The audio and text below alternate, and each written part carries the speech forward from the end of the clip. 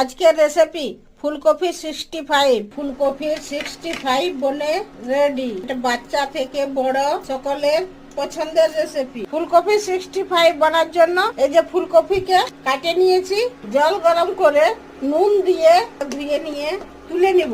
এরপর এর মধ্যে আদা রসুন বাটা, কাঁচা লঙ্কা, জিরা গোলকি, গরম মশলা, কাশ্মীরি লঙ্কার গুঁড়ো, কিচেন কিং মশলা, হলুদ, চাল গুঁড়ি, কর্নস্টার্চ, দহি, নিবুর রস, কড়ি পাতা, ধনিয়া পাতা, পরিমাণ মতো নুন দিয়ে মাখিয়ে নিয়ে তেল গরম করে ফুলকপিগুলা ফ্রাই করে নেব।